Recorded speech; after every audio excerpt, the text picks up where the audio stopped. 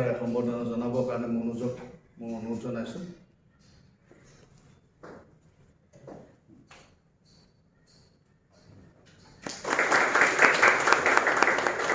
তাৰপিছত এতিয়া আমাৰ ছাৰে তোমালোক যিখিনি কথা ক'ব লাগে সেইখিনি ছাৰে ক'ব, গতিকে ছাৰ মই Nice to see a lot of young crowd.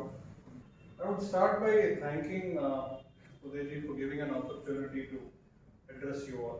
Civil services is something which is interesting, but at the same time, it is also quite challenging. So it's not easy to clear civil services. That's the first thing all of you should know.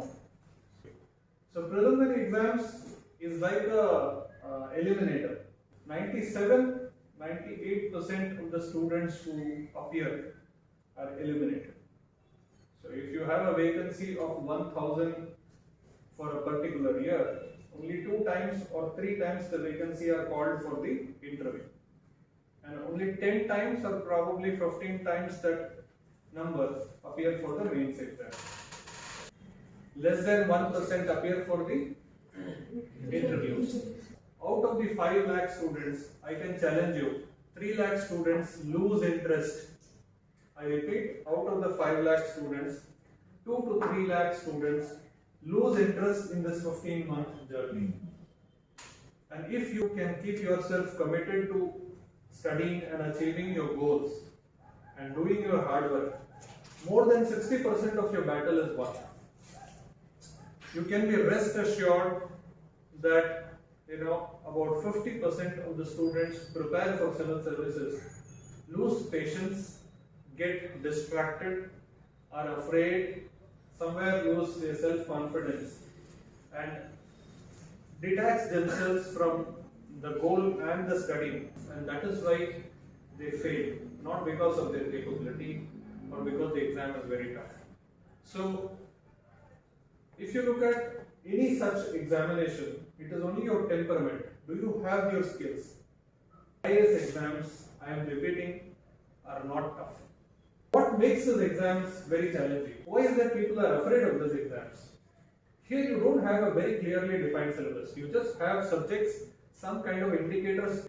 It never tells you, this is a subject, read this, I will ask you questions from that. No. It will just tell you a brief outline of this is the areas where you need to study, and they can ask you anything under the roof. But it is not rocket science, it is general science. They are not looking for people who are extraordinarily brilliant. They are looking for average persons who are sensible, who are logical, and yet who are committed to serving the goal of the country. So that is what they are looking at. Over a period of time, do you have the capacity to withstand the pressure? So it's not very tough, but it is very challenging. A lot of pressure on you, mental pressure on you, physical pressure on you. Read newspapers a lot. Focus on the paper. Every week, I would say, divide yourselves into groups of 3, not more than 3. Groups of 3, and among the 3 of you, start solving papers. Last 15-20 years or UPSC paper block low. Every week you should solve. Every Sunday or every Saturday. There is nothing called Saturday, Sunday for you. Don't think aaj Saturday aasa, aaj Sunday aasa, aaj chutti mein bondho pori no ekono poro. So form groups of 3. Download all the question papers. Straight away start solving question papers. So suppose you 3 of you are in a group. So you solve the question paper, finalize the answers, and you hand it over to him to evaluate. So he will write his answer, he will hand over to her to evaluate, and you hand over to her. So it's like a peer review. We form groups, everything is a group work, peer study, and at the same time there is also individual work. Within the 3 of us, there is a competition that I should better him. Outside the 3 of us, I have a competition that I should be better than each of you. So each of us has a secret hidden agenda to perform better than the others. Yet, we also work together to help each other. History, economics are actually low-hanging fruits. If you read business column in newspapers, you will have a lot of economic terms. You start working on them, put it on Google, start learning information about that. Start using your library for research. You'll realize that economics has become easy. You will have 10-15 questions easily. Generally, history they ask questions only from modern India, probably medieval India, after 1200s probably. That's all they'll ask.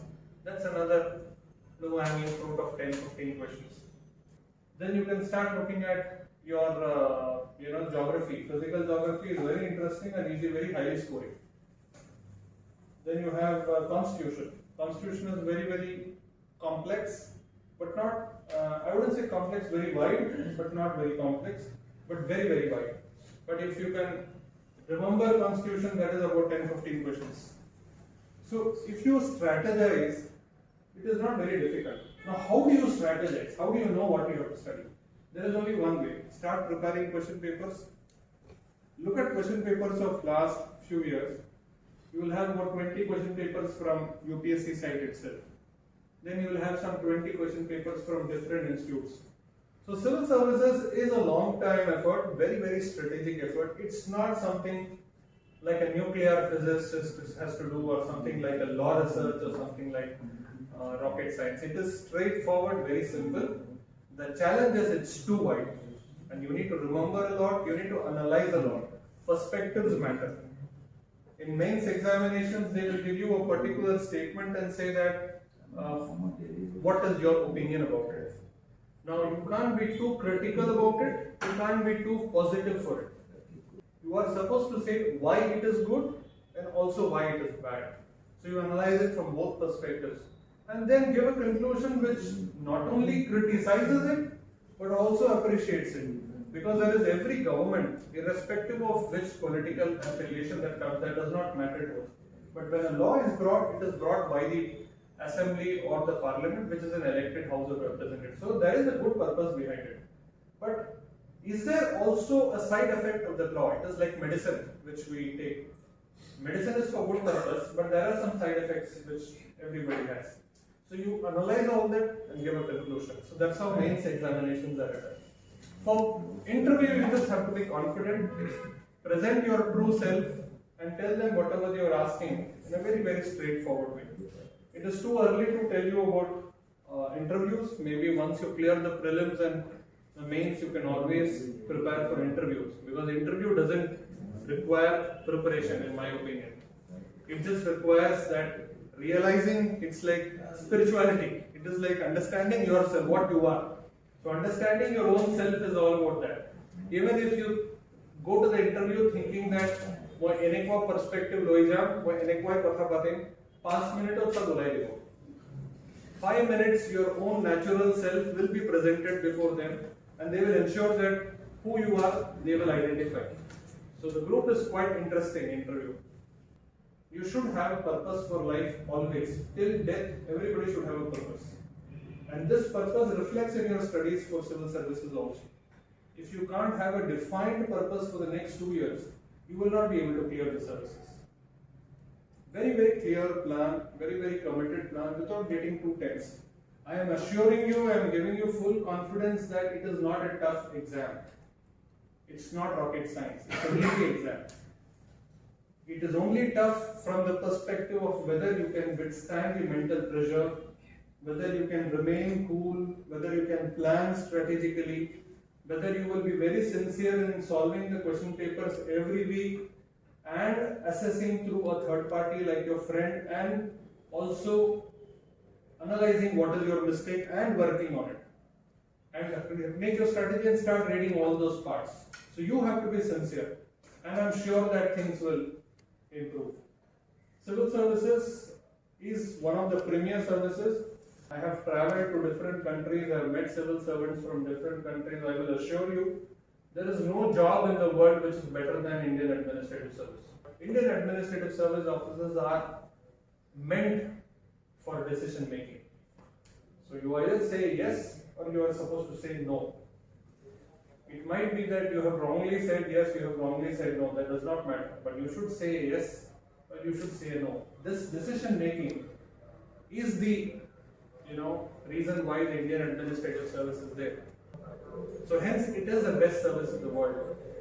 I can assure you that 16 years on, the service is still refreshing.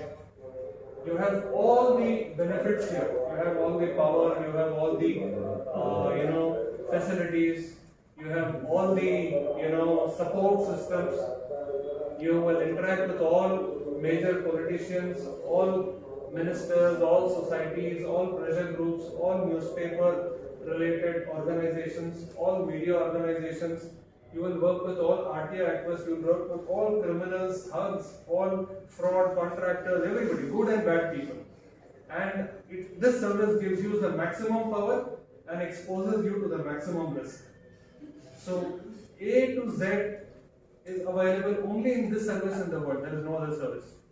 But entry into this service is accordingly hence not easy. Only 0.04% of people can make it. Okay? Done? Okay, thank you.